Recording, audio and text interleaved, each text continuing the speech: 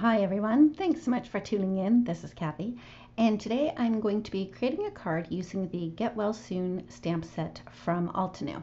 And the first picture showed two cards, but I'm only going to create the blue one or the card with the blue background, because I did the same technique. I just used different colors for the one with the yellow background. I will be sure to list the colors for both cards in the description below. Anyway, so I started out by randomly stamping the large daisy and the small daisy, and I used My Favorite Things Extreme Black Hybrid ink onto a piece of 80-pound Nina Solar White cardstock. And the coloring that I did for these daisies is super simple. This one is with the white daisies and the blue background, as I mentioned. So I started out with W2 and just added a little bit of color from the base of the petals, and I just used flicking motions up towards the top of the petals. Then I go in with W1 and extend those lines just a little bit, and I am going to speed this up here because the coloring really was very simple. One thing that I do want to point out is there are a few petals that are behind other petals. So for those particular petals, I did a lot more of the W2 color just to push them back and make them look like they're actually set back from the petals that are laying on top of that.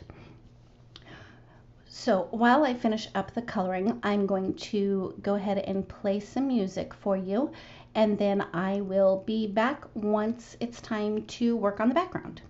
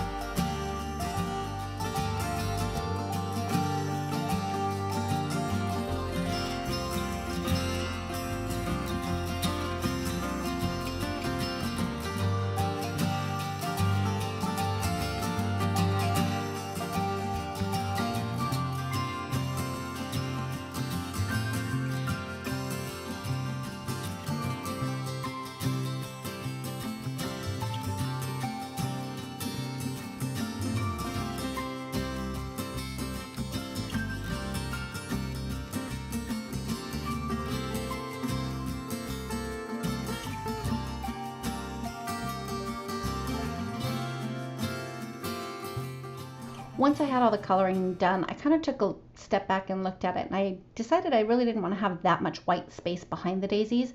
I thought that by adding just a little bit of color would really make those daisies pop up a bit. So I stamped out the daisies onto some sticky notes and cut them out so that I could use them as masks.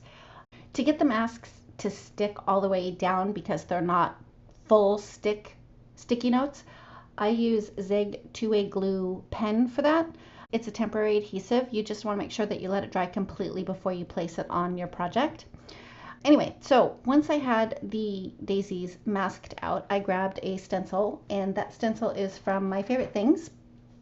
When I do stenciling, I use painter's tape to tape my project down to the stencil.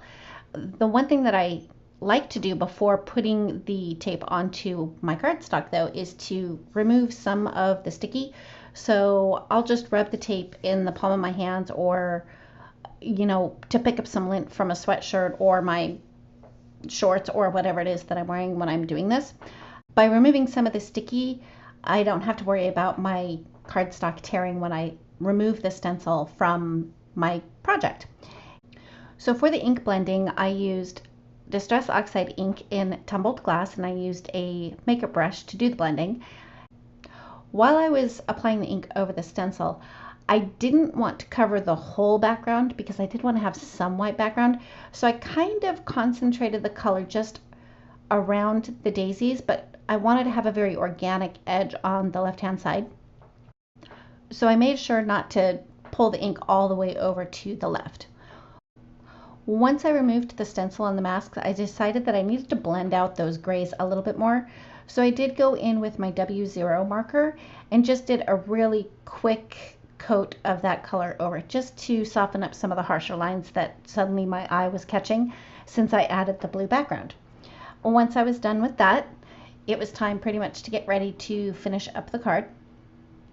I stamped the sentiment onto a piece of black cardstock, and I did treat it with my anti-static powder bag because I was planning on doing some white heat embossing. I stamped the sentiment with Versamark ink, coated it with detail white embossing powder, and then heat set it with my heat gun. I did run the sentiment through my die cut machine with a fishtail banner, and next I grabbed a scrap of black and white striped paper from my favorite things Black and White Basics paper pad, adhered that down, trimmed off the excess with my paper trimmer. Then I adhered the sentiment down using just a regular tape runner. I did trim off the fishtail from the sentiment too because it just wasn't working very well. Anyway, I adhered that to the front of a top folding A2 size white note card. And to finish up the card, I added a few dots of black enamel accents from Ranger. That finishes up my card for today. Thank you so much for tuning in. If you like this video, please give it a thumbs up. If you've not yet subscribed, I'd love it if you would. Don't forget to ring the bell so you're notified every time a new video is posted, and we'll see you next time.